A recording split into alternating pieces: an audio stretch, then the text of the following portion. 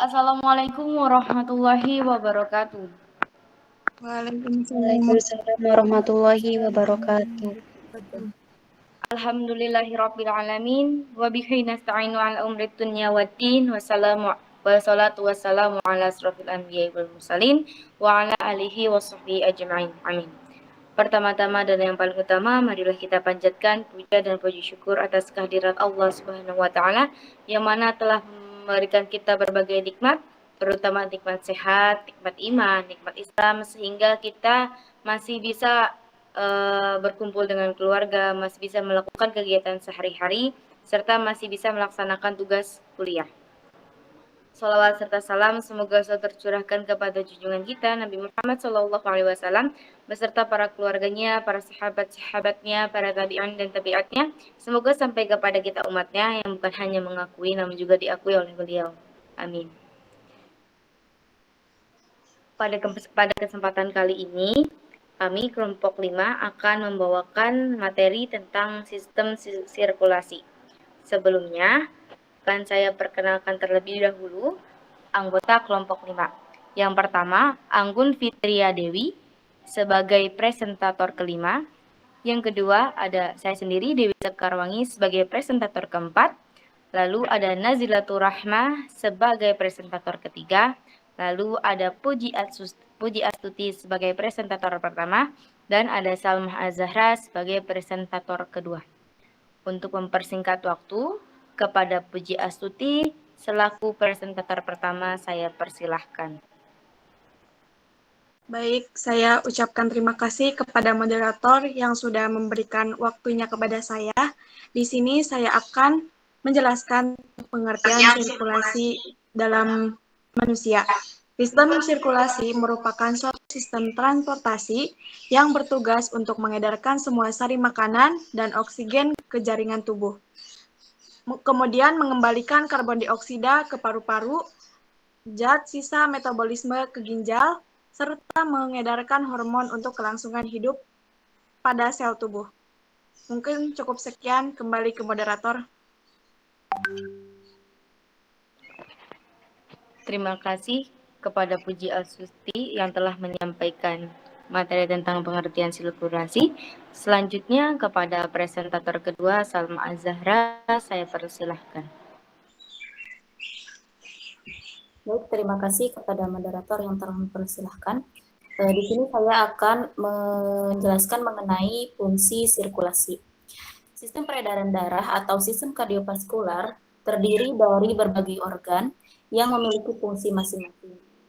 Sistem organ ini memiliki tugas atau fungsi utama, yaitu untuk mengedarkan oksigen dan nutrisi ke seluruh sel dan jaringan tubuh. Tetapi selain memiliki fungsi utama, sistem peredaran darah manusia juga memiliki beberapa fungsi lain. Yang pertama, yaitu mengeluarkan sisa proses metabolisme berupa karbon dioksida melalui paru-paru. Yang kedua, menyalurkan hormon ke seluruh tubuh. Yang ketiga, menjaga suhu tubuh tetap stabil. Yang keempat, mempertahankan kinerja dan fungsi berbagai sistem organ di dalam tubuh. Dan yang terakhir yaitu mendukung proses pemulihan luka atau cedera. Mungkin hanya itu yang bisa saya jelaskan mengenai fungsi sirkulasi. Kembali ke moderator. Terima kasih kepada Salma Azahra yang telah menyampaikan materi tentang fungsi sirkulasi. Selanjutnya kepada pemateri 3, Nazilatur Rahmah, saya persilahkan. Baik, terima kasih moderator. Sistem sirkulasi darah pada manusia terdiri dari sistem sirkulasi pulmonalis dan sistem sirkulasi sistemik. Yang pertama, sistem sirkulasi pulmonalis, yaitu sistem peredaran darah kecil, yaitu darah yang kaya karbon dioksida mengalir dari ventrikel kanan jantung menuju ke paru-paru, menuju arteri pulmonalis, kemudian darah yang kaya oksigen akan kembali menuju ke atrium kiri jantung melalui vena pulmonalis. Yang kedua, sistem sirkulasi sistemik, yaitu peredaran darah besar adalah darah yang kaya oksigen dan mengalir dari ventrikel kiri jantung ke seluruh tubuh kecuali paru-paru melalui aorta. Kemudian darah yang kaya karbon dioksida akan kembali dari seluruh tubuh menuju atrium kanan jantung melalui vena cava superior dan vena cava inferior. Terima kasih, saya kembalikan kepada moderator.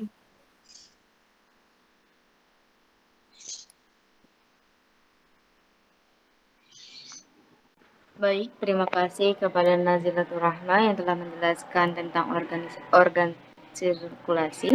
Selanjutnya, saya sendiri. Yang selanjutnya saya akan menyampaikan materi tentang organ sirkulasi.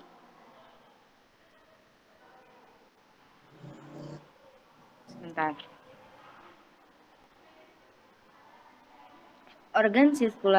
Di dalam organ sirkulasi itu terdapat dua komponen penting.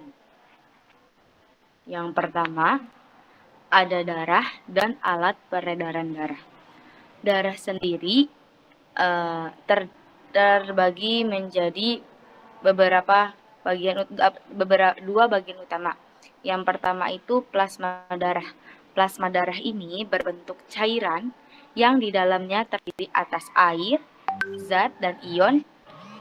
Yang di dalam itu terlarut air, zat, dan ion. Yang kedua ada sel darah. Sel darah ini terdapat 3 jenis, yaitu eritrosit, leukosit, dan sel darah merah namanya eritrosit, sel darah putih namanya leukosit, dan sel darah dan keping darah namanya trombosit. Lalu alat-alat peredaran darah. Alat-alat peredaran darah adalah sarana untuk mengedarkan darah ke seluruh tubuh berupa pembuluh darah dan jantung. Pembuluh darah adalah yang pertama pembuluh darah. Pembuluh darah adalah sarana untuk mengedarkan darah ke seluruh bagian tubuh. Pembuluh darah terdapat 2 jenis, yaitu arteri dan vena. Arteri, pembuluh darah yang memiliki fungsi untuk mengangkut darah yang keluar dari jantung. Tekanan pada pembuluh darah arteri ini memiliki tekanan yang besar dan memiliki muatan yang besar juga. Untuk itu, maka dinding arteri ini lebih tebal dan posisi dan letak pembuluh arteri ini lebih masuk ke dalam jaringan tubuh. Nah, jadi arteri ini letaknya lebih dalam dari pembuluh darah vena. Kalau vena kan masih kalau kelihatan tuh kalau disuntik gitu tuh kulitnya nanti kelihatan tuh pembuluh darah vena. Nah, kalau arteri itu letaknya lebih dalam lagi. Karena apa? Karena ketika arteri terbuka, kan kita ngegores tapi motong tangan tuh, tapi motongnya dalam banget. Nah, nanti tuh darah yang dikeluarkan tuh banyak banget karena memiliki tekanan yang besar dan memiliki muatan yang banyak. Jadi kemungkinan ketika pembuluh darah arterinya itu terbelah, kemungkinan orang itu akan pucat-pucat karena akan banyak banget darah yang dikeluarkan gitu. Selanjutnya vena. Vena adalah pembuluh balik. Vena biasa disebut juga pembuluh balik. Vena pembuluh yang membawa darah dari seluruh tubuh ke jantung. Di sepanjang pembuluh vena terdapat katup-katup, jadi terdapat sekat-sekat di dalam pembuluh vena. Makanya ketika orang keiris kesayat pisau, atau lagi motong cabai, motong bawang keiris, nah itu kan darahnya yang keluarnya sedikit. Nah, karena tersekat-sekat gitu di dalam pembuluh venanya. Beda sama ketika arteri terbuka, maka darah yang keluarnya akan banyak, dan karena nggak ada sekat-sekat gitu. Kalau vena ada sekat-sekat. Nah, yang biasanya yang suka kejadian itu yang terpotong itu bukan arteri, tapi yang terpotong itu pembuluh vena gitu.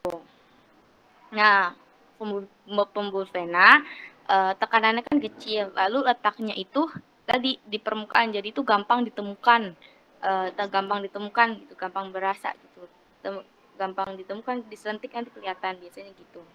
Terus yang kedua itu ada jantung. Jantung memiliki peran sebagai alat pemompa darah yang letaknya di rongga dada sebelah kiri. Jantung memiliki 3 lapisan, yaitu endokardium, miokardium, dan perikardium.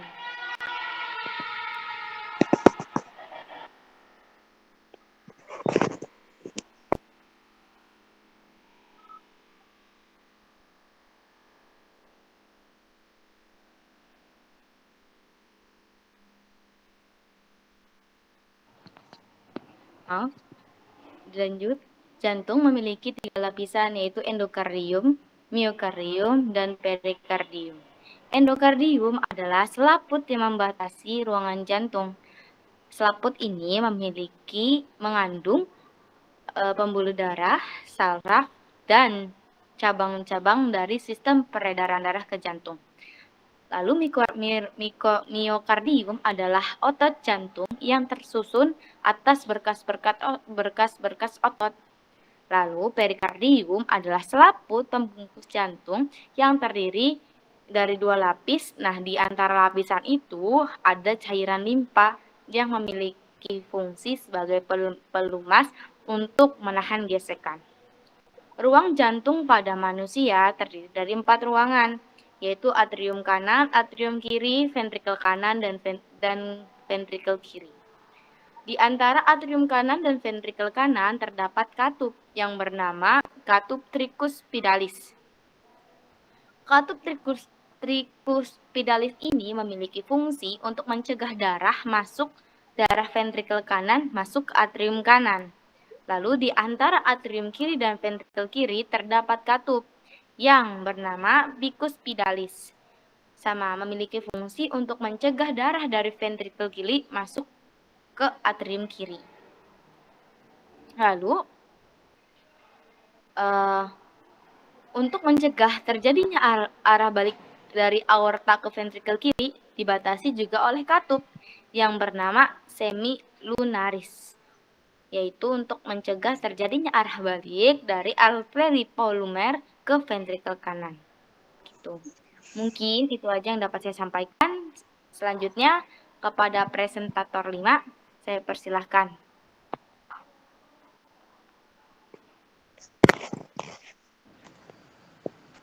Terima kasih kepada moderator. Oke, selanjutnya kita langsung saja. Di sini saya akan menjelaskan yaitu mengenai mekanisme sirkulasi. Dalam sistem peredaran darah manusia, mekanisme terbagi menjadi 3, yaitu sirkulasi sistemik, yang kedua yaitu sirkulasi pulmonal, yang ketiga yaitu sirkulasi koroner. Yang pertama yaitu sirkulasi sistemik. Sirkulasi sistemik merupakan sistem sirkulasi yang mengalirkan darah dan memasuk oksigen ke seluruh tubuh kecuali ke paru-paru. Sirkulasi sistemik ini yaitu memiliki sistem yang khusus di mana 70% aliran darah ke hepar dan saluran pencernaan berasal dari vena porta, walaupun ada sebagian kecil yang berasal dari arteri hepatika. Di sini ada anatomi sirkulasi sistemik. Komponen sirkulasi sistemik terdiri atas arteri yang berfungsi untuk menghantarkan darah dengan tekanan tinggi ke seluruh jaringan, diteruskan ke arteriol yang mengatur aliran darah ke kapiler melalui kemampuan dilatasi dan konstriksi. Selanjutnya, darah diteruskan ke pembuluh kapiler, di mana berlangsung proses pertukaran oksigen dan zat nutrisi ke jaringan dengan produk metabolik. Kemudian darah akan dikumpulkan kembali melalui sistem vena sampai ke atrium kanan. Kapasitas vena untuk mengumpulkan darah sangat besar sehingga dapat menampung 65% volume darah di sirkulasi. Sisanya 15% berada di pembuluh arteri, 7% di ruang jantung, 9% di sirkulasi pulmonal, dan 5% di jaringan kapiler. Pembuluh darah dilapisi oleh sel endotel. Sel endotel ini memiliki fungsi yang penting dan kompleks. Kebanyakan faktor risiko di kardiovaskuler seperti merokok, diabetes mellitus, dislipidemia, obesitas, dan hipertensi berkaitan dengan perubahan fungsi endotel. Endotel yang diketahui saat ini meliputi pengendalian tonus vaskular, fungsi koagulasi, pertumbuhan vaskular, luaran lipid, pertahanan tubuh, jaringan penunjang vaskuler, dan transportasi molekul. Terus yang kedua yaitu ada sirkulasi pulmonal. Paru-paru memiliki dua sistem sirkulasi, yaitu sirkulasi bronkial dan sirkulasi pulmonal. Sirkulasi bronkial berasal dari arteri intrakostal yang berfungsi memenuhi kebutuhan metabolik paru dan jalan napas. Sirkulasi bronkial membutuhkan sekitar 1% dari curah jantung. Sirkulasi pulmonal merupakan jaringan kapiler berdensitas tinggi mengelilingi alveolus paru yang berfungsi untuk menampung seluruh luaran vertikal kanan, menyalurkan darah yang berasal dari vena sistemik melalui arteri pulmonalis dan menghantarkan darah teroksigenasi melalui vena pulmonalis menuju arterium kiri. Sirkulasi pulmonal memiliki fungsi metabolik dan transport hormon dan obat, transportasi darah melintasi paru, responsor ventrikal kiri, filtrasi, drainase vena, transportasi gas, cairan, dan zat larut yang melintasi dinding pembuluh darah. Yang ketiga yaitu sirkulasi koroner. Efisiensi jantung sebagai pompa bergantung pada nutrisi dan oksigen yang cukup pada otot jantung. Sirkulasi koroner meliputi seluruh permukaan jantung dan membawa oksigen yang dibutuhkan oleh otot-otot jantung melalui cabang-cabang kecil intramiokardial. Suplai darah dimulai dari kedua cabang arteri koronaria kiri dan kanan yang merupakan pembuluh darah pertama yang keluar dari aorta. Kedua arteri ini kemudian membentuk cabang-cabang utama seperti arteri descendens kiri, arteri descendens kanan, dan sirkumfleks. Arteri koroner menerima saraf sekitar 5% dari curah jantung dan bisa meningkatkan mencapai hingga 25% bila ditemukan. Terima kasih. Kembali ke moderator.